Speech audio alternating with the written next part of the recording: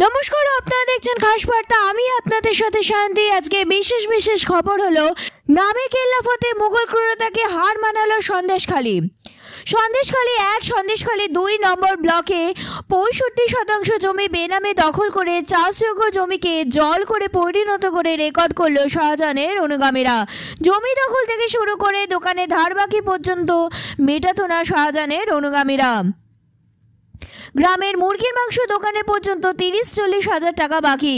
Job কার্ডে, লক্ষ্মী ভাণ্ডারে, বয়স্ক ভাতা থেকে সব ভাতার টাকা পার্টি অফিসে জমা করতে হতো।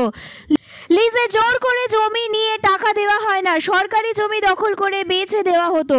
শিবুর দলবলের কথা না শুনলে পার্টি অফিসে ডেকে এনে মারধর করা নিত্যকর্ম ছিল।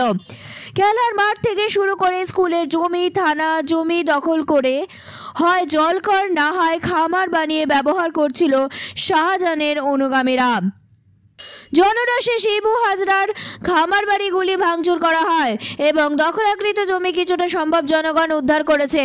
এছাড়াও মহিলাদের আবরু নিয়েও যথেষ্ট ছিনিমিনি খেলা হতো। অঞ্চলে কোনো না কোনোভাবে জব্দ করে রাতের অন্ধকারে মহিলাদের সম্মানহানির জন্য ডেকে পাঠানো হতো পার্টি অফিসে।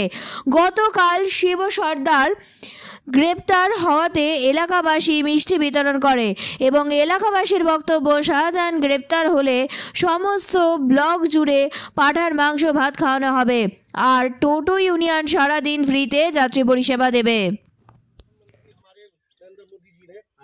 आवास योजना बनाई थी। आवास योजना में जितने पैसे आए इनमें से किसी को मिला है? आप तो देख रहे हो ये हालत। अगर जेटुकु করেছি পুরো গাঁও में तो झोपड़ी ज्यादा है, আমরা যেটুকু ঘরদার করেছি গাঁঠের পয়সা করেছি, ঋণ দেনা করে কলকাতা তামিলনাড়ু কাজ করে আমরা সেটুকু ঘর করেছি। लोन लेके घर बनाया, लोन लेकर के घर बनाया। आप बोलिए थोड़ा। अगर ममता में अगर इतनी ममता होती तो इन लोगों को क्यों बाहर जाके काम करना पड़ता?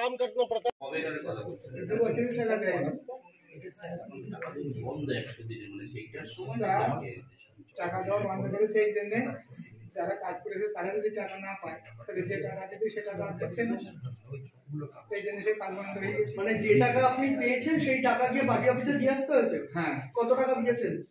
তো 17,000 20,000 টাকা পড়েছিল তো আপনার অ্যাকাউন্টে? হ্যাঁ, অ্যাকাউন্টে বললে কি হবে, ব্যাংকের থেকে যখন অ্যাকাউন্ট থেকে টাকা তুলে আনি এনে আবার শিবহাজের কাছে দিয়ে আসতে হবে পুরো টাকাটা? হ্যাঁ, তাহলে তো মারবে। মেরেছে কত লোক, আপনাকে মেরেছে? সে ভয় দিয়ে আসছে। হ্যাঁ। আজকে কি অভিযোগ করলেন এখানে? এখানে জব করে তারা ভাই খেয়ে কি বললো ওনারা? কি বলছেন আধিকারিকরা, অফিসাররা কি বললেন? না, এখানে তো জমা দিলাম টাকা পাইনি বলে। হ্যাঁ, কি বললেন ওনারা? এখানে জমা দিয়েছি যে আমি টাকা 100 দিনের কাজ করেছি, টাকা পাইনি। না, ওনারা কি বললেন? এই অফিসাররা জমা দিলেন যে অফিসাররা কি বললেন? অভিযোগটা কি?